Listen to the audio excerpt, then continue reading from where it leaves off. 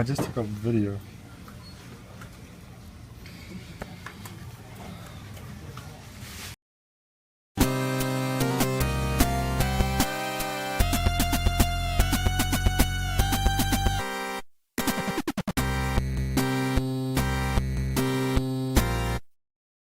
Welcome to J Reviews.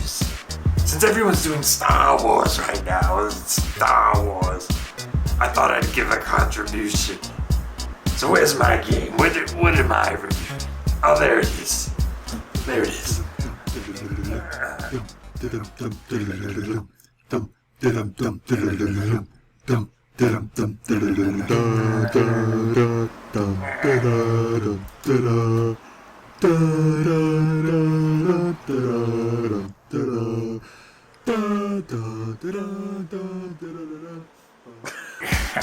Ah, yes. Well, it's not Star Wars, but the stars kind of counts for something, right? This is stupid, isn't it? All right. I'm reviewing this. Yeah. So this is Xexyz. Man, could they have chosen a harder name to pronounce? Okay, it's pronounced Xexyz. Known in Japan as Kami no Onagaishi Urashima Densetsu. Alright, I'm fine with Xexyz. As you may have noticed by the title screen, the game was created by Hudson Soft, the same people that brought you other NES titles such as Bomberman and Maiwan Secret Castle, which I happen to own. Maybe I'll take a shot at that someday. But for now we're going to focus on the dude flying over the start option on a turtle. I have to mention this menu music though. It reminds me of something on a Mega Man. Good stuff. So the game begins with your average side-scrolling platformer layout, although it plays nothing like Super Mario Bros., regardless of what Wikipedia may say. You attack using this hand beam thing, and when your guy jumps to the side he keeps momentum, meaning that although you can change directions in mid-air, you can't stay still for a landing. Also, your jumping height isn't increased by simply holding the jump button down, you actually have to hold up and jump. This took a little while to get used to, but it's alright if a bit stiff. You also have a life bar that extends over time as you complete levels. The enemies in the first area seem to be these insect robot things that are dropped off by spaceships, and as you keep walking you'll run into multiple rooms that usually contain hints or bonuses. The fairies tell you where you are, that their queen has been captured, and that you need to go into the mechanic castle to save her.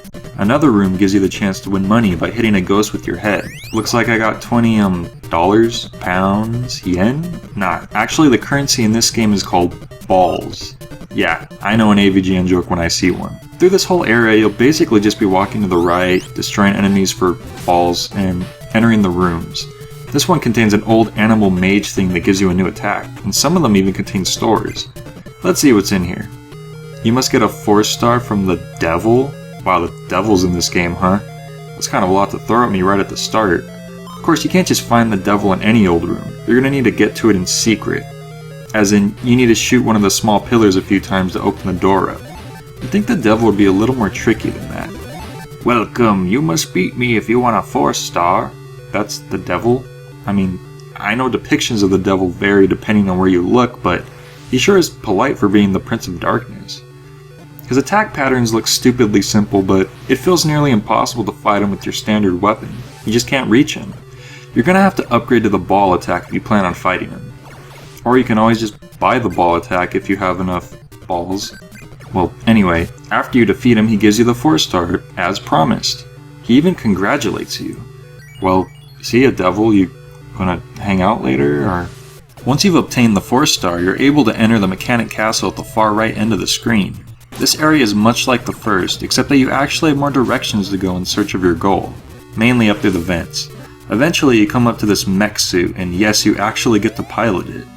This portion of the game becomes like an auto-scrolling space shooter, and it's actually a nice change of pace. You can get power-ups that will increase your firepower and speed, although there's something a little off about the handling. Almost as if it's a little too sensitive. That actually makes it a bit harder for me when I pick up too many speed boosts. You eventually come up to a fork in the road, one that will lead to the next room and the other that will take you backwards, forcing you to complete the same section again. Eventually you'll reach a landing pad where you're off on foot again. It's kinda cool how they let you land it yourself instead of just making it a cutscene. Eventually you'll reach this old floating head that will send you off to fight the boss on a flying saucer. I mean, Flying Saucer's a bit of a step down from Mech Suit, but alright. The boss fight is once again much like a space shooter, except here you're fighting what looks like a giant robot bug that shoots orbs at you. Although it looks simple enough, I did find it fairly challenging, but you should beat him eventually if you keep at it. You're even rewarded with a nice explosion, and the Queen thanking you for saving her island before sending you off to the next area. Maybe that's what they meant when they said it looked like Mario Brothers. So this time you're flying on a metallic shark in another auto side-scrolling stage. Luckily, along with the new mode of transportation, you're also greeted with the new landscape, new enemies, and of course a new boss at the end. This time I'm not even sure how to describe it, but just like the other one, it can be beaten as long as you get the attack pattern down and you keep trying. After another glorious explosion, you're taken to the next area, which is a side-scrolling platformer just like the first part of the game. At this point, I'm sure you've begun to see a pattern. As you progress through, the game will alternate between the areas where you need to find entrance to the mechanic castle, and areas where you simply fight flying enemies space shooter style before fighting a different boss at the end, all the while venturing through new landscapes and obtaining new abilities, such as the Footwing, which allows you to float through the air. After fighting boss after boss, you'll eventually come to the final challenge of the game, which is to destroy Garuza's fortress, which has been causing all of these mechanical monsters to invade. Here you battle with the coolest vehicle yet, and a brand new perspective that reminds me of the final boss fight from Yoshi's Island. At first it's a little hard to figure out how to dodge and attack because of the angle that you're shooting at. But once you realize that he always alternates from shooting 6 projectiles to 3, it becomes a lot easier. I like to just circle around him at a safe distance and then come in for an attack when he's open. Once you've defeated Garuza, that's it. You've beaten the game.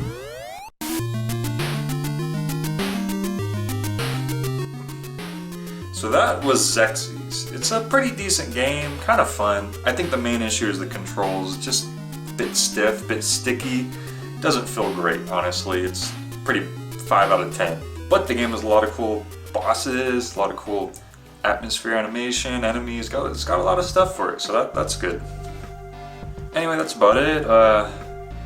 Anything else? Oh, Happy New Year's. That's coming up. Have a good one. Stay safe.